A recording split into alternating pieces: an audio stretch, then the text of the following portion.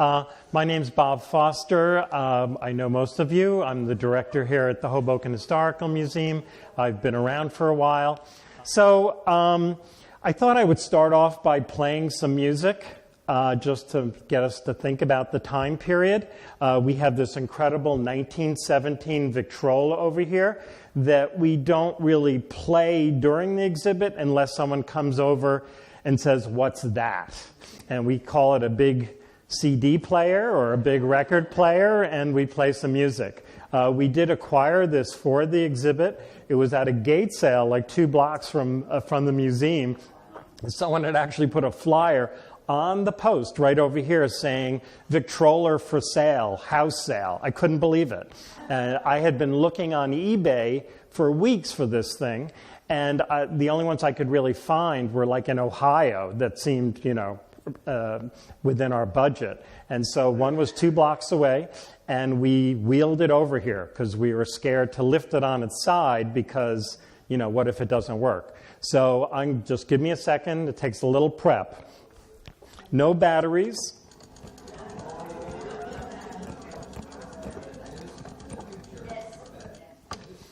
And the wheel is turning. Made in Camden, New Jersey, 1917. Record, recognize these? Okay. And, of course, only 2 songs on this record, and I want the second song. How am I going to find it?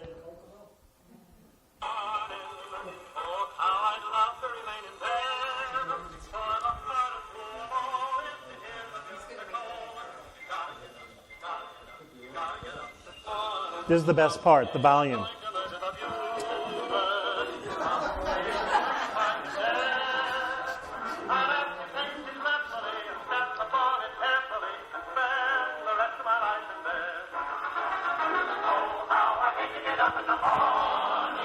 It's kind of a universal song, really.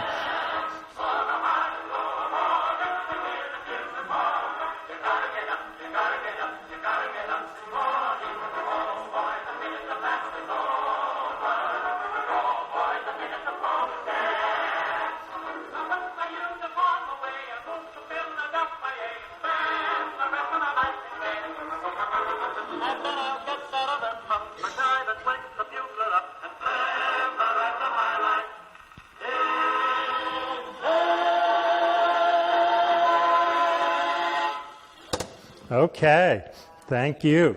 Okay.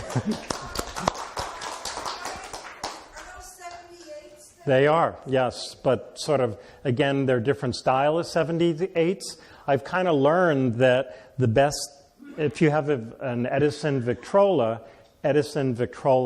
records work best on it. It's kind of almost like a little war in terms of, I don't know how to describe that, but basically they are interchangeable, but if you put let's say a Decca record on here, you will see little filings really quickly. It's like the weight of the arm, and there are different composites, and there's actually different needles you can buy too for different record players. So I've learned which are the good records. So this one was vetted. I thought it played pretty good on there. Just wanted to share that with you. So really, when we're putting together different topics for our lecture series, I had always remembered a book that was written by the gentleman, Major General David C. Shanks. And I read this book when I first came to Hoboken, and I sort of put it away. But I did remember it was of interest. And so when we were talking about different topics, I said, let's revisit the general, for sure. And basically, David C. Shanks, whoa, that was the little tension being released in the record player. There's actually a break on the wheel. Let me get that. There it goes. Okay. I thought it was the ghost of David C. Shanks. Because I forgot to put Major General on here. I just used him by his name, which was could be offensive. But he is assigned, he's stationed in the Philippines. He has lesser rank. He's being called to Washington for special duty. This is 1917. War has been declared. He just assumes, since he's being summoned to Washington, and that he's just gotten this increase in rank, that he's going to get a battalion. And any professional military person, that is their dream, is if there is a war, that they are able to serve, they train their men, and they go with them. They are in battle together. But when he comes to Washington, he's about 56 years old at this time, not too old to be serving, abroad. But when he goes to Washington, he's told that, no, we have another duty for you. You're not going to France. You're going to Hoboken. He is devastated. He is devastated. He's already told his friends, I got a battalion, we're going to go fight the Huns in Germany, and, I'm going to make everyone proud. And then he's told that basically he's going to Hoboken, which is pretty much a German town with population. So maybe he thinks he is serving in the war. But he's very concerned that, what am I getting involved in here? But he is a trained professional. He's a West Point graduate. And when you go into the system, you serve. You don't really question it too much. But the book, when he writes this book, it's in the 1920s. It's well after the war. And he is reflecting on this time period. And his book is very conversational and very honest. And that's what I like about it. And so all throughout the book, he does discuss his dissatisfaction with the assignment, but of course realizes he needs to make the best of it. When he comes to Hoboken, he does learn it's a German town and is concerned about that. And in fact, one of his first details is to get good security on the perimeter. Of course, he's assigned some of the doughboys, in a sense, who are being shipped here, who are 18-year-olds. Many of them don't know how to read or write, and have never been on a military base. And he realized this is not going to cut it. The people he's being assigned are not going to really be able to pull this off. And so he starts requesting other troops, professional officers, to help him. I think he says he starts with 77 officers. In the end, when he starts taking over or is given jurisdiction over Camp Merritt and Tenafly, he's up to about 1,500 officers. So he gets quite the crew, but they are professionals because he decides that for security's sake, he cannot really just have anyone. Remember, there's a mandatory draft that's instituted. Our professional army is much smaller. It hadn't really been needed for a while. The last campaign is in the Philippines. And many people will talk about how we were totally unprepared for this war. If you remember, the war starts 1914. Wilson campaigns on, let's stay out of the war. So that's what everyone thought was going to happen. There are lots of points of view, should we get in the war? But when we did finally enter the war, kind of at the end, in a sense, that we are not ready. We don't have ships, we don't have enough men, and we are grabbing at straws to put this thing together. And Shanks knows this. But back to the idea of, I don't really want to be in Hoboken. I really want to be serving. All throughout the book, he does discuss that how painful it was to see all these doughboys being shipped in, going up to Camp Merritt, coming back to Hoboken by ferry, and they're going to fight. Okay? And he, I want to go too. And in fact, he talks about trying to get recruits, again, not really recruits, but officers to help him with this detail. No one wants to be in Hoboken. They all want to go on a ship to fight, because that is the thing. So he has to pull some strings to really, get his people, shall we say. And he really gets other officers, a guy named Snell, a guy named McManus, again, all, I don't know exact ranks, but all professionals who realize that being in Hoboken and coordinating the effort of getting on ships and going to France is really important. And they say really a large percentage of the Army is actually here training and dealing with the port, shall we say.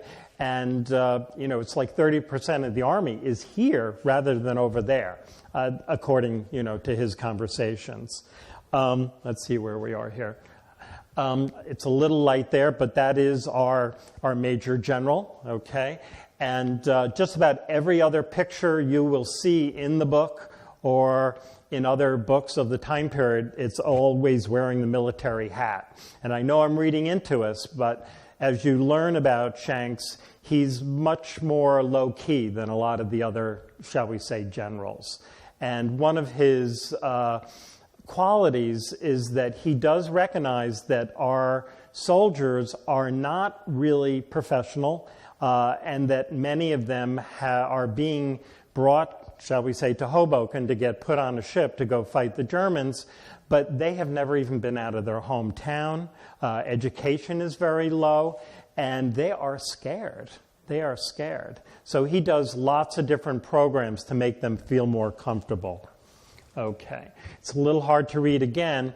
That is what we're calling the Hoboken Port.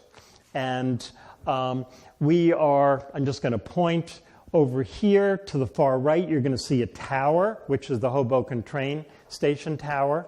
Those of you who know the town really well, you know that tower was originally built with the building in 1907, so it's going to be here in 1917. It later gets torn down and is rebuilt, later in the 1990s, around 2000. But that is a landmark. And so these buildings here go all the way up to pretty much 4th Street. So those are the piers. Now we're looking at a building that's known as the head house that fronts the piers. Okay. Later you can get up a little closer to this picture and you'll see that it says at this time it's the U.S. Army Transport Center, but most of you will know that really it was the home of Hamburg American and North German ocean liner companies. There's where some of the ironies are. We talked about Hoboken being a German town, often called Little Bremen, sort of in a friendly term. The German population around this time is about 20%, and one of the main reasons was because these two companies were bringing over immigrants and first-class passengers for Germany before the war, going back to the 1870s. So when war does break out, we confiscate these piers. And I know many of you know that, but it's sort of, think of this guy Shanks coming in, and here he is taking over this, finds out that these are German piers, and it was a German ocean liner company. Now we're using those ships to send the Americans to fight the Germans in France. The ships that would have been docked here would have been the Vaterland, very famous ship of the day. That is the German name. But of course, when we take it over, or I should say these are passengers that would have come over on the Vaterland. This is from a stereo card, which we have in the back also. And just to show you how these ships were originally used, not only for first-class passengers, for immigration. And again, this is all before World War I, before we confiscate them. And here is what's the Vaterland, interned in Hoboken. And this is when it's now renamed the Leviathan. Okay. And these are the ships lined up. You're seeing it from the water. New York is to our back, and we're looking towards the west. And those are the various ships that were originally German-owned, Hamburg American or North German line, and then used for our, shall we say, military needs. Here's the Leviathan in, shall we say, with its new paint job. This is always a little confusing. They call it Dazzle. Then I've been reading that that it's sort of based on the idea of, let's say, in nature, you might see a zebra, and you can't tell if the zebra is running. Zebra doesn't have any defense. So if the zebra is running, you can't tell which direction because of this type of camouflage, which I thought was pretty interesting. But they would hire actually artists of the day to sort of make these abstract designs, which were to confuse, shall we say, submarines, which way the ships were going, with all the doughboys on board to go fight the Germans in France. They say as many as 10,000 men could be on one of these ships. Here is, shall we say, the Vaterland outfitted for troop transport. And we have at least, I don't know if there's a guy up on the top bunk too, but there's at least 3 people high. Okay? Shanks does talk about how scared the doughboys were getting on these ships. A ship is about, I'm going to guess, about 8 or 9 stories high, 90 feet, something like that, maybe even taller. And there, you have 10,000 men on a ship. You can get lost on a ship really easy. And if people didn't really know the ship, you could really, it's very claustrophobic. You're not seeing the outside. You have no bearing. Air can't be great. And you got all these scared people going to who knows what. Okay? And Shanks talked about how he would have different, once he realized people were so scared, and many times people would have a very traumatic reaction and want to get off the ship. And so he would have programs where he would have like orientation. And in the military, you pretty much follow your command. And he was told, get them on the ship and get them out. That was it. And he sort of put the brakes on and just said, well, they're here already. What's the harm of bringing them on ship the night before just so they feel comfortable? So he did write a book all about the management of the American soldier, which came out before this book, okay? And it was meant as a guide to help soldiers. He found a patron who would pay for this book. Apparently they printed, I thought he said 200,000, but, a large number, which were distributed to the troops. Not sure if they could all read it, but again, it was to help them through this process. And it's all common sense stuff, but it was stuff that he kind of did on his own. And let's see where I am. Oops, I want to go back a little bit. I did jump ahead a little bit. The dedication of his book is really, I think telling, because he's so respectful of the fighting boys, shall we say, but he's also respectful of all the people who supported the war effort in the community. And that would be Hudson County, but also people coming over from New York. So basically it reads, to the 1,777,109 American soldiers, officers, and men who passed through Hoboken to serve their country in the great struggle beyond the sea, and to the vast throngs of patriotic women all over our land who in camp, in rest house, in hospital, and on our piers served their country by serving those who wore their country's uniform. These sketches are dedicated as a tribute of admiration. So half of that dedication is not to the soldiers. He's not really thanking Wilson. He's not really thanking the military brass. He also thanks all the people who gave support in the communities. So I just want to talk a little bit about that support. So this happens to be a Hoboken resident. Her name is Mary Marquis. She does have kind of a tribute area over here to the right of Eric. And Mary Marquis lived at 716 Bloomfield Street, and we're good friends with the person who owns the house now. But before she bought it, the fellow who owned it, Frank Ballo, was a museum member. I don't know if people remember Frank. He moved to Florida, but he gave us all the material that was in the house, and a lot of it is Mary Marquis's diaries and ID cards and so on. One of the high points of her life was to help with the Hoboken Red Cross. And we know, a fair amount about her just from the information that was given. In the book, Shanks talks about how when men came to Hoboken, they were going to be ferried down from Camp Merritt, which is, I'll say, Tenafly. It's sort of a few towns, but Tenafly is the one I think of. They came into Hoboken. They would get on they would be brought into that port head house that we saw earlier, and then they would get on a ship, and this would usually take place in the middle of the night.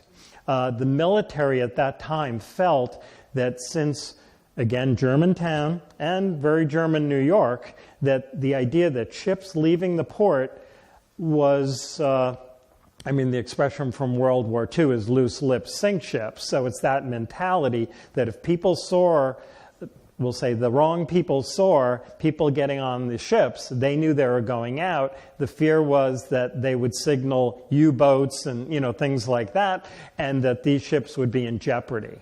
And so the men are leaving Tenafly early in the morning under darkness, come into Hoboken, go on a ship, and kind of very scared. No one is there to really explain to them what's going on. It's so many men. Think of the communication devices at the time. They might tell a few people, but it's like playing telephone. Who knows what information they're getting. And so they come to Hoboken, and then they're getting on a ship and then leaving. They could actually fill a ship, they said, in 3 hours. They had double gangplanks, different angles, different layers, different stories. They could really pack them on quickly. And so what I'm getting to is someone like Mary Marquis of the Red Cross, her job was, since they did have strict rules, that you could not have any non-military people on the base. And there were even kind of conversations like the women couldn't keep a secret and, all that kind of stuff. But it really came down to this directive from the top brass that you could not have non-military people on the base. And so what Shanks did, there was a situation where for some reason the troops got off in Weehawken. Okay, we had the Hoboken Shore Railroad, which was a commercial railroad that ran along the waterfront, Sinatra Drive.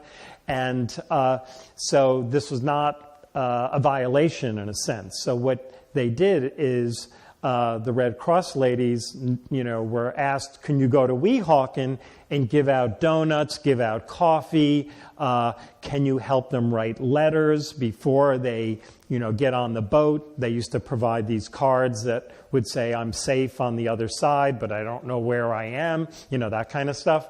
And so the Red Cross was very involved in that initiative.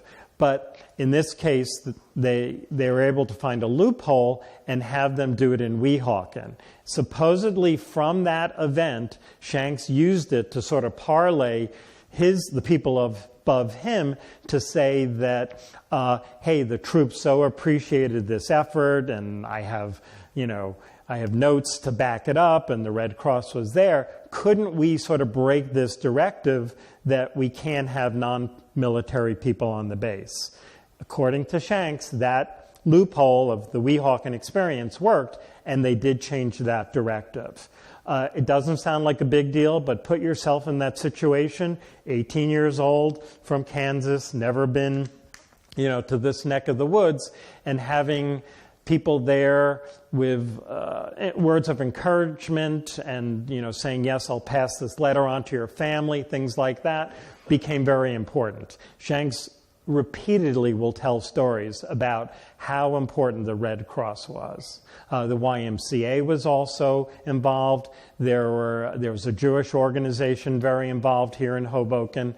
And I don't have it to play up on the board here, but the monitor right by Eric does have the Red Cross marching or walking or parading into Stevens Park. You might not recognize it, but it's Stevens Park. They're in their uniforms very proudly, and actually Mary Marquis is in that film, which is kind of amazing.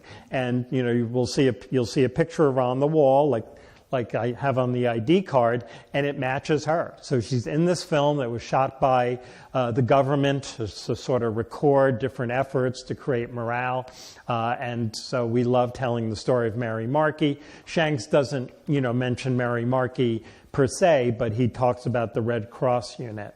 Again, many times the women in the Red Cross would be summoned at the last minute because they wouldn't know when a ship would, a group of soldiers would be coming from Camp Merritt, and they would be summoned at 5:30 in the morning in the wee hours. And Shanks also talks about that the women were paid for their own uniforms. It was always freshly laundered, and they look great, and they smell great, and that all these had, a good vibe for the soldiers. And he is particularly mad at one point that here are these women who are donating their time. Everyone else is being paid. They're donating their time plus buying their own uniform. And then at one point there's a stevedore strike on the waterfront, and they're saying, hey, we're not going to send these ships out until we get more money, which during the wartime you could see that would create, some contentions. And here he is saying, here, these women are doing all this. They're, not that they're working harder, but they're more devoted to making sure our doughboys are getting proper treatment.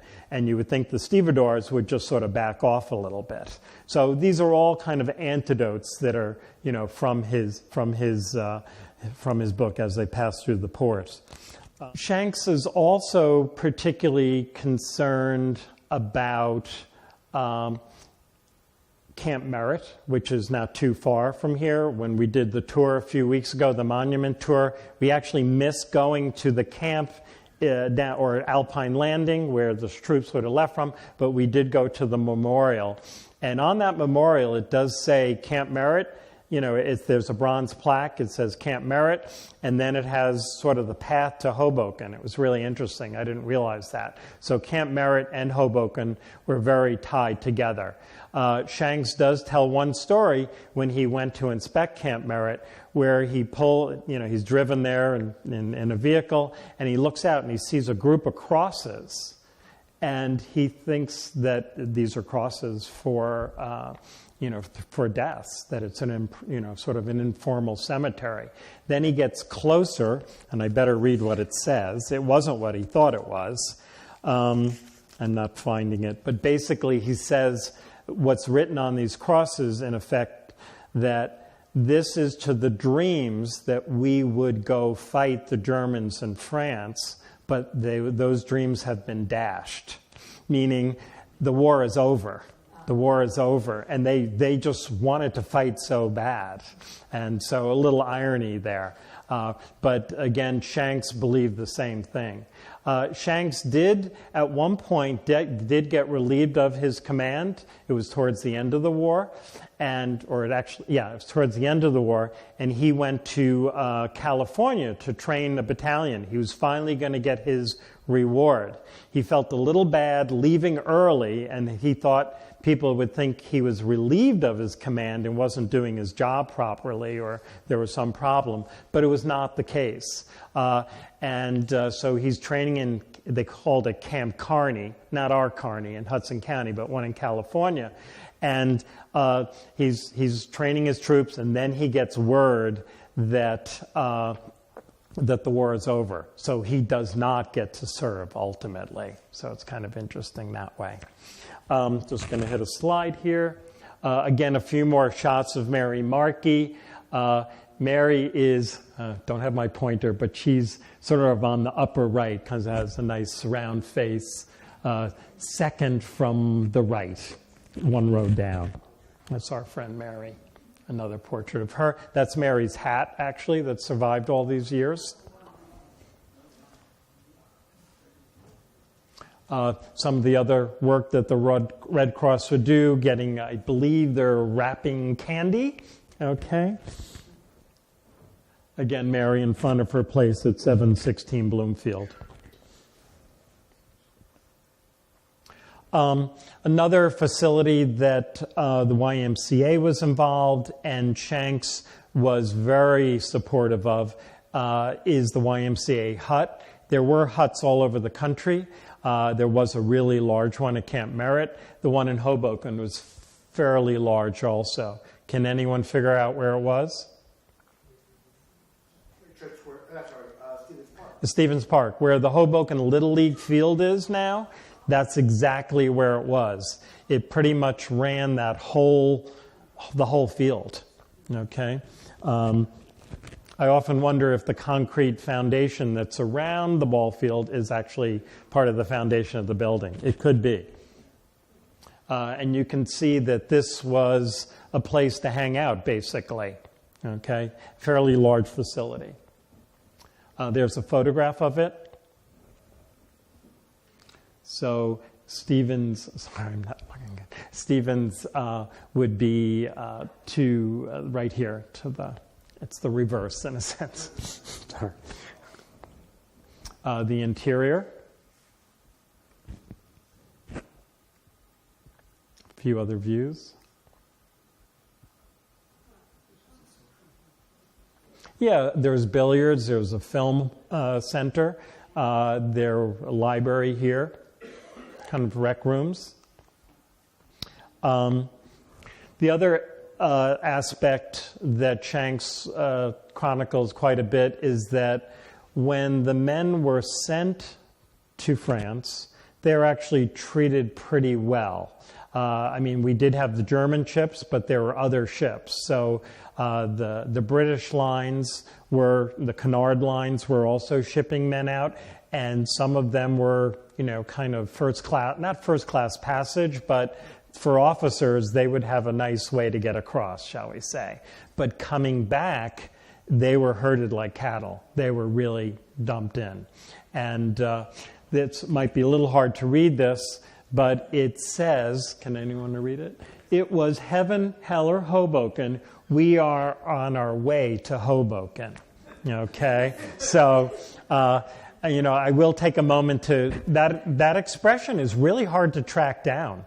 Supposedly Pershing said it, but it sounds a little too good. It's, like a great little headline. So... but the inference was that, the men were waiting to get on ships to go fight in the war. And they're hanging out in the Ymca Hut or, in Tenafly at Camp Merritt, and they want to know when they're getting on a ship. And basically the response, supposedly from Pershing, was that in 6 months you'll either be in heaven or hell or back in Hoboken. So it has a dark side to it, for sure. And this is one of the few places I've seen it written informally, shall we say. And this is a photo postcard on there. The amount of think of postcards like emails or texts, you would not believe the amount of postcards that were sent back. One part of the exhibit, we have correspondence from Private Peter Spinetto, a Hoboken lad, and we determined that we have about 350 postcards that he sent, and he was sending postcards sometimes twice a day to people that he was related to. It so happened they were all living at the same address, 610 2nd Street, so it was very confusing, like why are all these postcards coming? But it turned out his grandparents, his aunts and uncles, and his parents, and obviously his siblings were all living at this place. But, there's a bunch of idle time in most cases, and if you weren't in battle, so they're writing a lot of postcards for sure. Shanks does detail certain correspondence that's pretty interesting, and I will find this.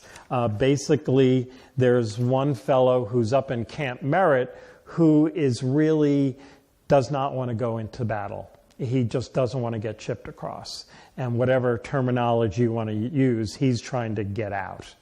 And so he goes to Shanks personally and asks him, can you write a letter to my wife? He cannot write. And so he asks this favor. He's given that appointment. And his wife lives, in the Midwest, and basically he's saying, please find out if my wife is well. Tell her, ask her if she really needs me there. I think she needs me, because how could she, survive and feed the kids, and she doesn't really have an income, and I think I'm better served back at home. And so Shanks does write this letter for him, or have someone write it for him. In a few weeks, he gets a letter back, and her response is... Oh, darn. Sorry. Basically, okay, here's her response. The guy's name is Dan. Dan can't read, and you needn't tell him what I say. But me and the kids need the food he eats and the space he takes. If you can make use of him, you are welcome to him. Yours truly. So, okay. Again, that's Shanks relating the story. I don't know the outcome past that. Okay.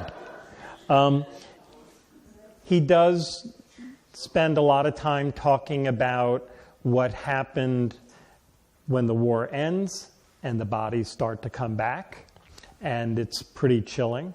There's some good stories and bad stories. One of the good stories he tells is, says, a schoolgirl wrote to him a letter about her brother. Said, "Dear General Shanks, my mother tells me to write and send you this picture. We think it is a picture of my brother, but the War Department wrote that he was killed in Flanders last fall." This is not the picture, but this is the picture I really wanted for that. So just think of, seeing this type of picture, recognizing someone who is your loved one, but then being told that this person is deceased. She continues, "My mother says to tell you she knows that this is her boy." She sees this picture. Not this actual picture, but a picture like this.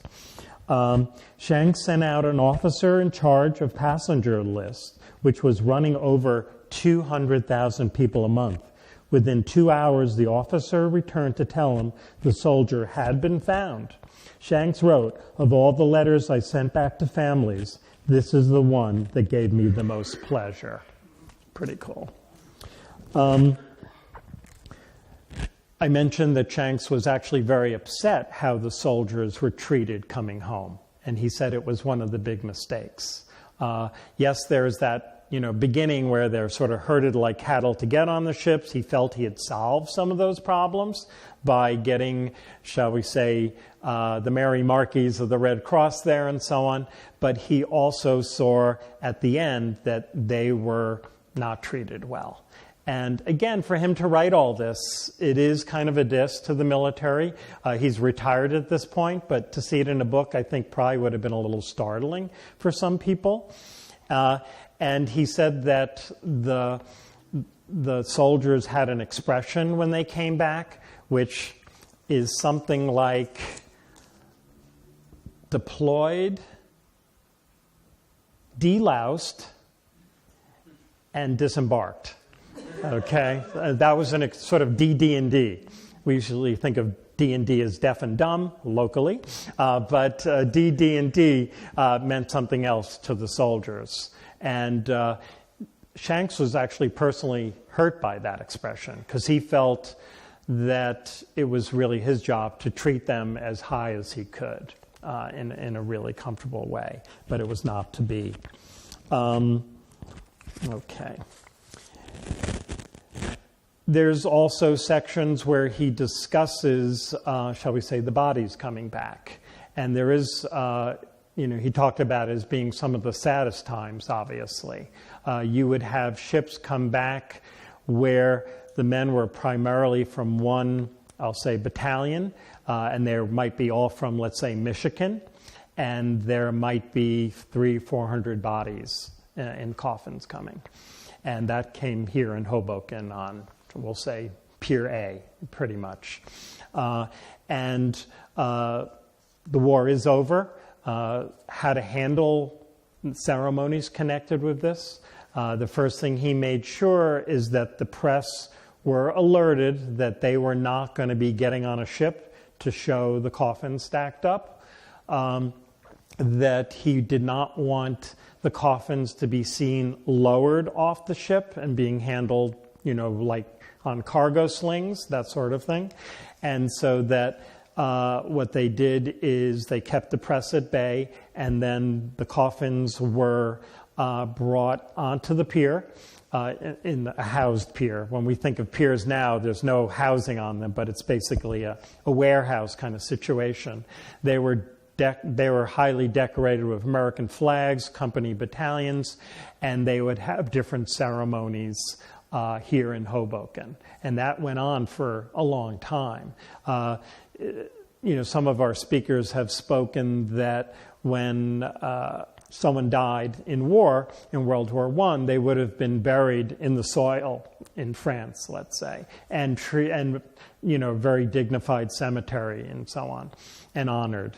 But people, that's how it was set up originally. But then it became the situation where families wanted the bodies back here. So the government changed the program where you sort of had your choice how you wanted that handled. And it's interesting, Shanks, he quotes the Roosevelts who lost a son in the war, that he personally felt it was better if bodies were buried there and kept there and not brought back. And he quotes Roosevelt and says, "Where the tree falls, there let it lie," which, just so you get it right away. And Shanks talks about that, again, the original policy was, let's say 300 bodies came in this case it was Michigan, on a particular vessel, and they had a train leave from Hoboken and would bring the bodies to let's say, the capital in Michigan to be reviewed. And it was considered too painful for that town. It was just devastating. And it was too much grief. And, different opinions on that. But in a sense, it was too public and too much to bear.